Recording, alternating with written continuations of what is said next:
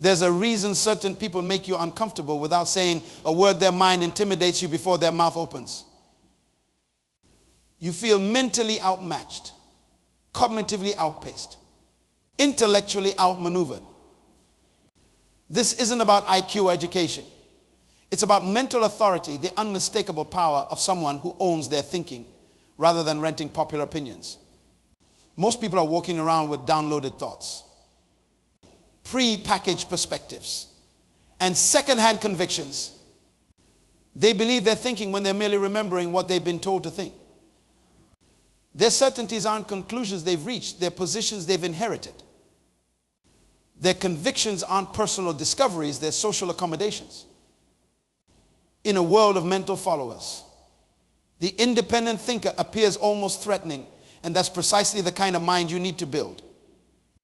You were born with something that kings cannot buy. Presidents cannot legislate it. Dictators cannot control it. The wealthy cannot purchase it.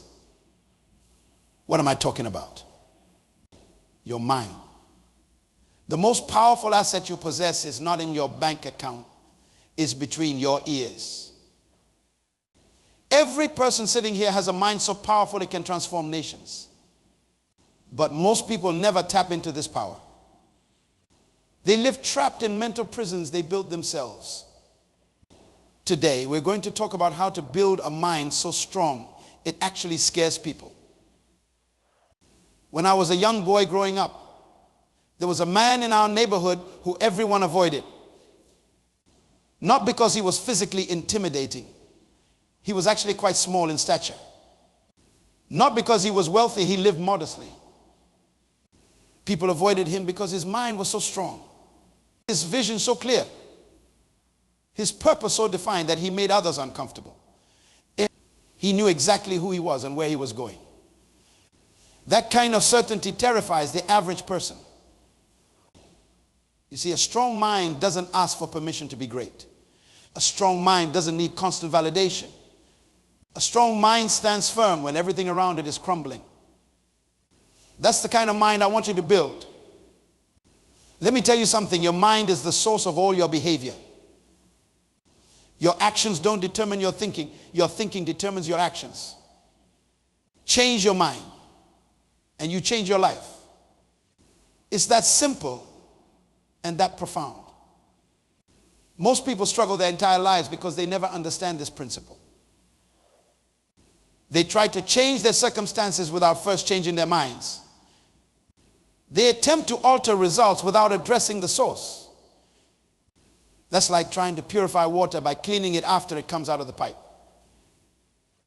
instead of cleaning the source. Your circumstances today are a direct result of the thoughts you've been thinking for years.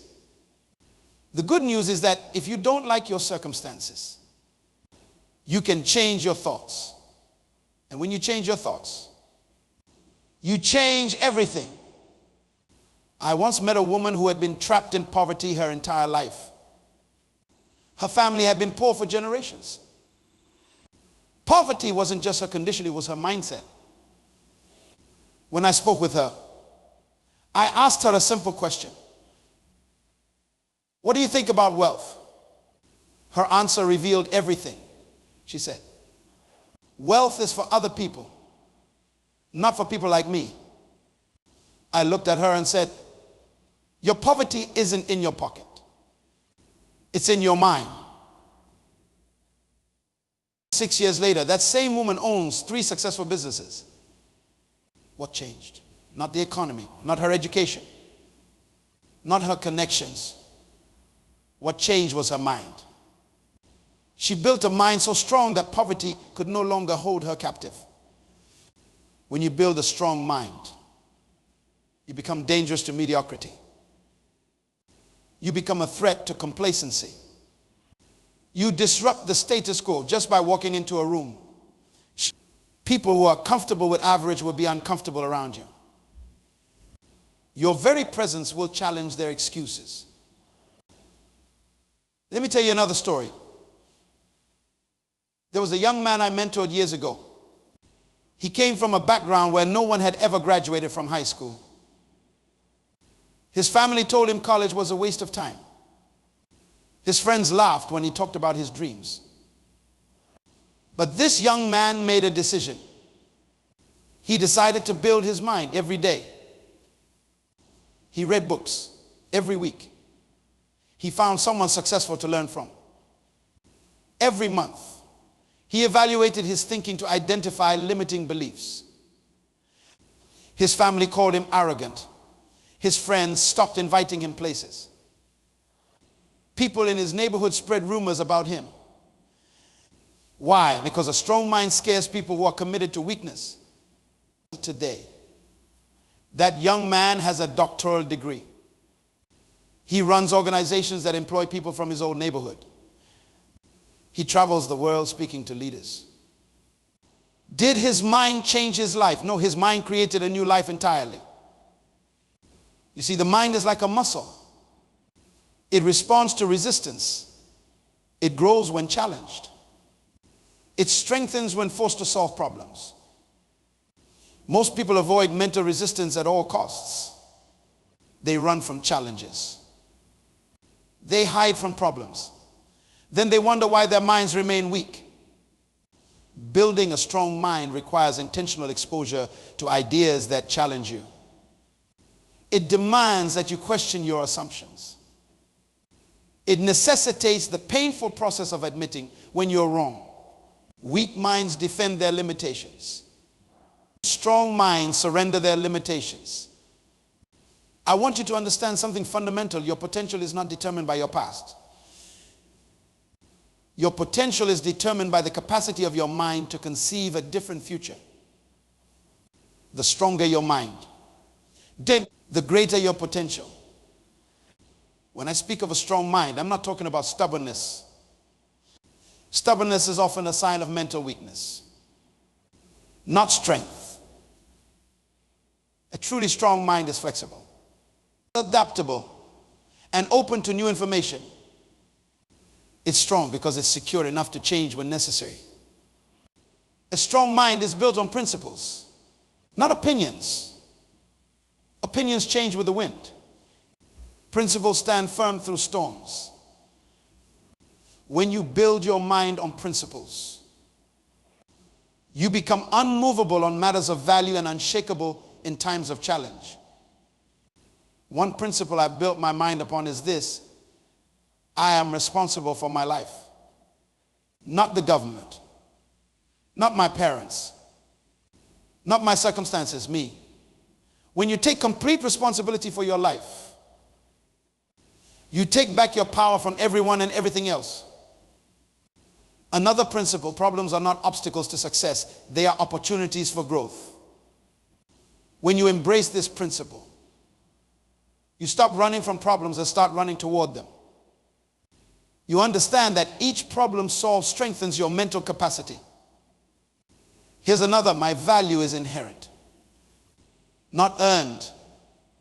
I don't need to perform to be worthy. I am already worthy. When this principle takes root in your mind, rejection loses its sting. Criticism becomes information and not condemnation. Failure becomes feedback, not finality. These principles and others like them form the foundation of a mind so strong it scares people. A mind that refuses to be defined by circumstances. A mind that creates rather than complains. A mind that leads rather than follows.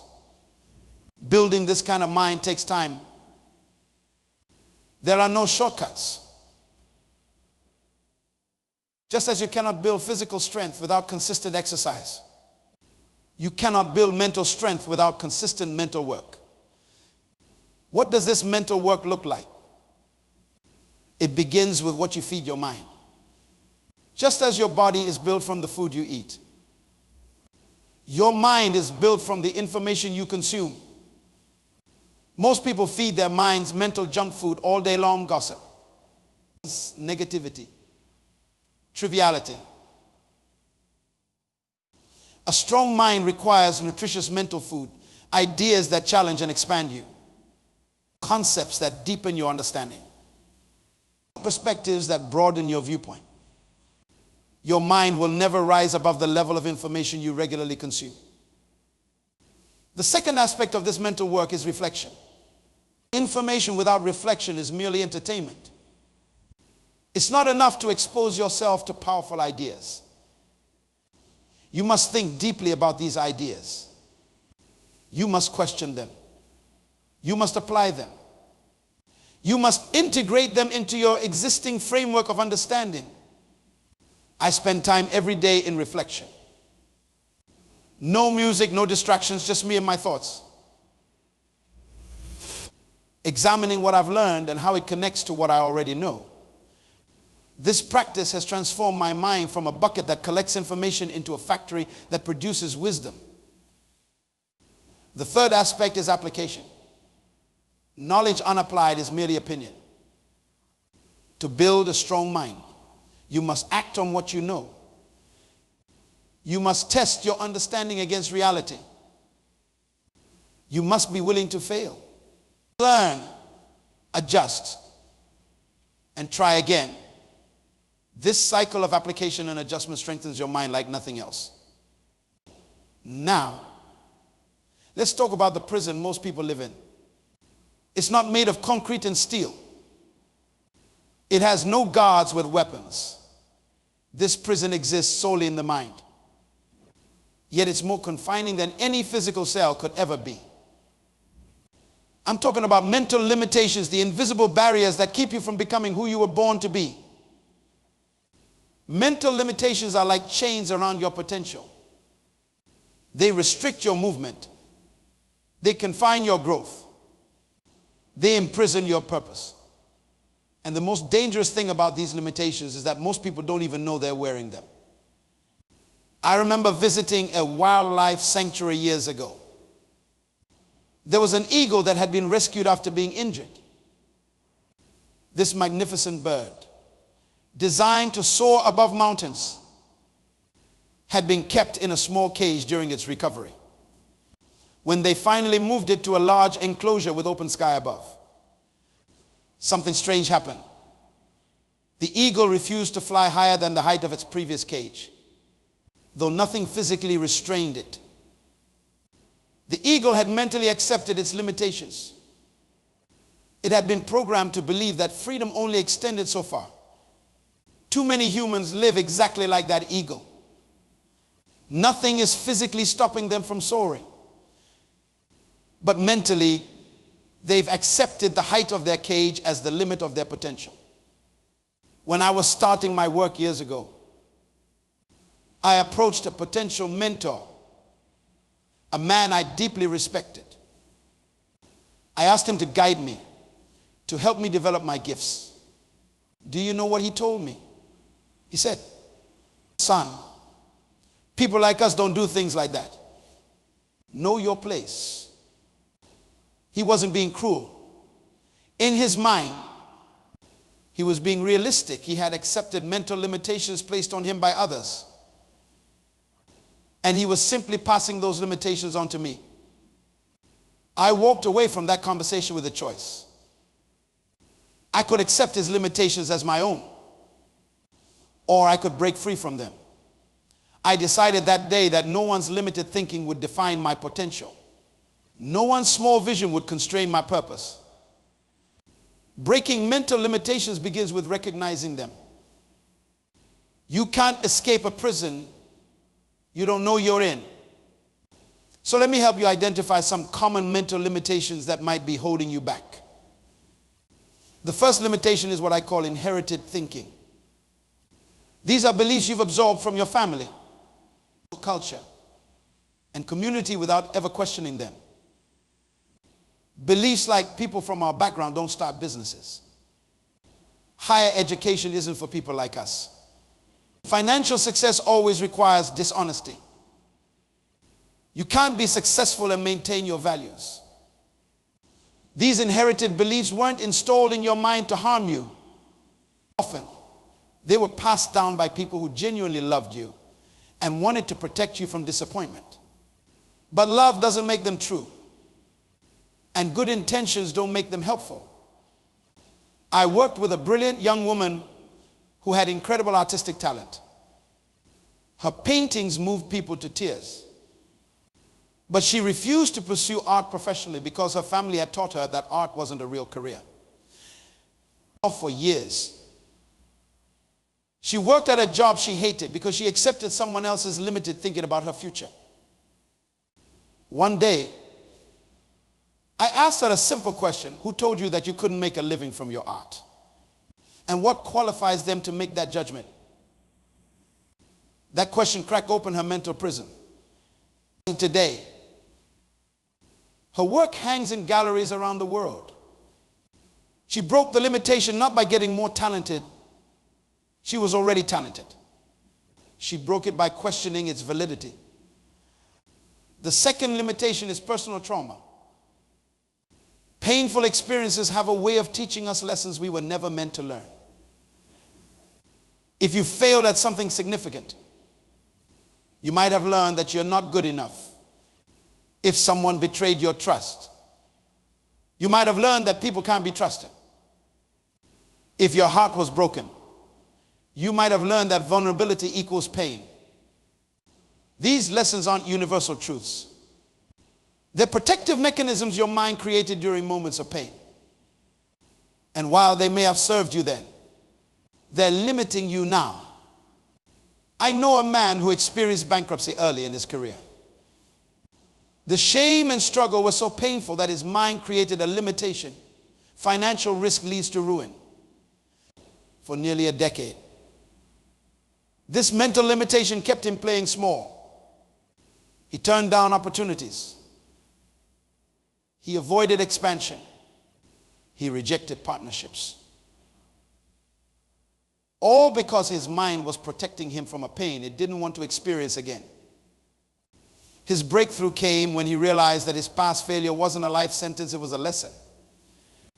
The lesson wasn't never take risks. The lesson was take smarter risks. Once he redefined the meaning of his experience, the limitation lost its power. The third limitation is fear disguised as wisdom. This is perhaps the most deceptive limitation because it masquerades as maturity. It uses phrases like be realistic and think practically to keep you from pursuing greatness. True wisdom acknowledges obstacles but finds ways through them. Fear disguised as wisdom sees obstacles and uses them as excuses to turn back. One says, this will be difficult, so I need a strategy. The other says, this will be difficult, so it's probably not meant to be. I mentored a young leader who wanted to transform his community through education. When he shared his vision with experienced people, they told him to scale back his plans. Be realistic, they said. Start smaller. Focus on helping just a few people. Their advice sounded wise, prudent, reasonable. But their wisdom was actually fear in disguise. They weren't teaching him prudence. They were teaching him to accommodate their comfort with mediocrity. He chose to reject their limitations. Today, his organization has educated thousands of students who were written off by traditional systems. The fourth limitation is success itself. Ironically, what you've achieved can prevent you from achieving what's next. When you become successful in one area, there's tremendous pressure to stay within that lane. People know you for certain accomplishments. They reward you for certain behaviors. They celebrate certain aspects of your identity. Stepping beyond your established success feels risky. What if you fail? What if people reject this new version of you? What if your new pursuit doesn't measure up to your previous achievements? I've seen countless individuals trapped by their success, afraid to express new gifts, explore new interests, or pursue new callings. They've allowed their previous achievements to define the boundaries of their potential. A successful attorney I worked with felt called to write children's books. For years, she kept this passion hidden. concerned that her colleagues would lose respect for her if she pursued something so different from her established identity. Her mental limitation was the belief that she could only be one thing, that her success in law somehow disqualified her from success in creativity. When she finally broke this limitation, she discovered that her legal mind brought unique strengths to her storytelling. The precision of language she developed as an attorney made her an exceptional children's author. What she feared would be a liability became an asset. Breaking mental limitations isn't a one-time event. It's an ongoing practice. Every new level of growth brings new limitations to break through. Every new achievement creates new boundaries to push beyond. Every new season reveals new thinking that needs to be challenged. The practice begins with a simple question: is this belief true? Or have I just accepted it as true? When you find a belief that doesn't stand up to scrutiny, replace it with a truth that empowers rather than limits. Remember, the mind that got you here won't get you there. The thinking that brought you to your current level of success isn't sufficient for your next level. Breaking mental limitations isn't just about achieving more. It's about becoming more and more of who you were created to be. The difference between those who make history and those who merely observe it is simple: conviction. Not talent, not opportunity, not connections. Conviction. That unshakable certainty that stands firm when everything else trembles. That internal compass that guides when external conditions confuse. A mind with conviction is a force of nature. I once spoke with a successful businessman who employed thousands of people. I asked him what quality he looked for when hiring leaders. Without hesitation, he said, I can train skills, I can provide resources. What I cannot manufacture is conviction. When I find someone with genuine conviction, I can build an empire around them. Conviction isn't stubbornness.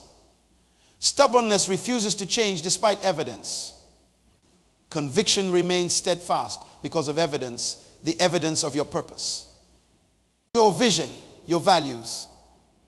The strongest minds are built on unshakable conviction. Years ago, I met a young woman in a village who started a school under a tree. She had no building, no formal training, no government support. What she had was conviction, the absolute certainty that the children in her village deserved education. When I asked why she continued despite overwhelming obstacles, she looked at me with fire in her eyes and said, because if I stop, who will teach them? That woman now runs one of the most successful educational networks in her country. Her conviction attracted resources. Her conviction inspired others. Her conviction overcame obstacles that would have defeated someone with mere interest or casual commitment. How do you cultivate this kind of unshakable conviction? It begins with clarity. Conviction cannot exist in the fog of uncertainty. You must be crystal clear about what you believe, why you believe it, and what you're willing to sacrifice for it. Most people live with vague notions rather than clear convictions. They have preferences, not principles. They have wishes, not vision. They have desires, not purpose. Vague notions crumble under pressure. Only clear convictions stand strong. I spoke with a man who survived brutal political imprisonment. For years, he was tortured for his beliefs. I asked him how he endured without breaking. He told me, they could only break me if I was uncertain about what I stood for. My clarity was my strength. When you know exactly what you're willing to die for, nothing else can destroy you. Clarity comes from asking yourself hard questions and demanding honest answers. What do I truly believe about myself? What values will I never compromise? What purpose am I willing to suffer for? The answers to these questions form the foundation of unshakable conviction. The second element of conviction is personalization. It's not enough to believe something is true. You must believe it's true for you. Many people have knowledge they haven't personalized. They can recite principles they don't apply. They can quote wisdom they don't embody. True conviction occurs when truth moves from your head to your heart, when it becomes not just something you know, but something you are. When conviction becomes personalized, it transforms from information you process to identity you protect. I knew a man who could speak eloquently about integrity in business. He could quote every book on ethical leadership. But when faced with a situation that tested his integrity, he failed. Why? Because integrity was his opinion, not his conviction. He knew it was true, but he hadn't made it true for him. The third element of conviction is cost. You don't develop conviction for free. Every genuine conviction costs you something. It might cost you popularity when you stand against the crowd. It might cost you comfort when you choose purpose over pleasure. It might cost you relationships when others don't share your vision.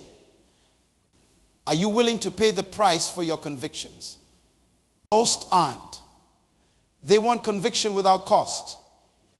They want the strength of absolute certainty without the sacrifice it requires. But that transaction doesn't exist. The depth of your conviction will always be proportional to the price you've paid for it. I worked with a leader who was offered millions to compromise his values. The amount would have solved every financial challenge he faced when he declined without hesitation. His colleagues were shocked. How could you walk away from that? They asked. His response was profound. I've invested too much in who I am to sell it so cheaply. That's conviction, knowing that who you are is worth more than what you might gain by compromising. When you cultivate this level of conviction, your mind becomes unshakable. People sense it when they meet you. They feel the weight of your certainty. They recognize the power of your clarity. A mind with conviction doesn't seek permission to stand firm.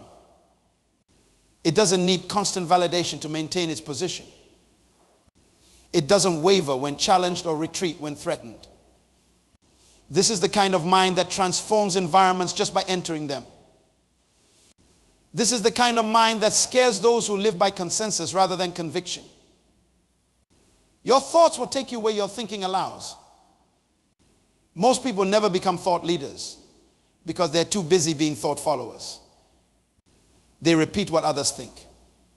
They believe what others believe. They accept what others accept. But a mind so strong it scares people isn't built by following the mental paths of others. It's built by forging new paths through the wilderness of possibility. Thought leadership isn't a title. It's a discipline. It's the daily commitment to think beyond conventional boundaries, to question established norms, to challenge comfortable assumptions. It's mental work most people aren't willing to do. I met a man in a small town who transformed his entire industry. He didn't have exceptional resources. He didn't have powerful connections. What he had was the discipline of original thinking. While his competitors copied each other, he questioned everything about how business in his field operated. Why do we do it this way? What if we tried something completely different? For years, people laughed at his questions. They called him impractical, unrealistic, even foolish. Today, those same people are struggling to copy his methods. That's thought leadership, the willingness to look foolish today to be brilliant tomorrow. The discipline begins with solitude. Your most powerful thoughts will never emerge in the noise of constant input. They need space. They need silence. They need your full attention. Most people are uncomfortable with solitude. They fill every moment with noise, distraction, and the thoughts of others. Then they wonder why they never have breakthrough ideas. I guard my thinking time with fierce protection. No phone, no interruptions, no distractions. Just me, a notebook, and the freedom to pursue a thought to its conclusion. This practice has yielded more value than any course I've taken or any mentor I've consulted. The second element of this discipline is questioning. Strong minds ask questions that weak minds avoid. They don't just question others, they question themselves. They question their assumptions. They question their conclusions. They question their questions. A business leader I worked with turned his failing company around with one practice. He instituted what he calls sacred questioning. Every week, his team had to question one fundamental assumption about their business. Why do we believe this market won't pay premium prices? Why do we think this process can't be faster? Why do we assume our competitors have an advantage? This practice of disciplined questioning transformed their thinking, which transformed their actions, which transformed their results. That's the power of thought leadership. The third element is contrarian thinking. This isn't opposing for opposition's sake. It's the deliberate practice of considering the opposite of what everyone else believes to be true. When the crowd moves in one direction, the thought leader asks, what value might lie in the opposite direction? When consensus forms around an idea, most people stop thinking. They simply adopt the consensus. The thought leader keeps thinking. Especially when consensus is strongest. They ask, what is everyone missing? What blind spots exist in the prevailing perspective? This discipline of thought leadership doesn't make you popular. It often makes you misunderstood. But it builds a mind so original, so incisive, so penetrating that it naturally leads others through the sheer force of its clarity. That kind of mind doesn't follow the future, it creates it. The ultimate test of a strong mind isn't what it achieves. It's what it leaves behind. A truly powerful mind creates a legacy that outlasts its physical presence. It plants seeds of transformation that continue growing long after the planter has gone. Your greatest contribution won't be what you build. It will be the minds you shape. Let me tell you the story of a teacher I met years ago in a remote village. This man had opportunities to work in the capital city for much higher pay. But he chose to remain in his village school. When I asked him why, his answer revealed a mind that understood legacy. He said, in the city, I will be teaching children who have many teachers. Here, I am often the only educated adult these children will ever know. My mind might be the only window through which they see a bigger world. For over 40 years, this teacher poured his knowledge, his wisdom, his very thinking patterns into generations of students. He lived simply, he owned little. But his legacy was extraordinary. Among his former students were doctors, engineers, government ministers, and business leaders. Each carried part of his mind with them, his way of thinking, his approach to problems, his mental disciplines.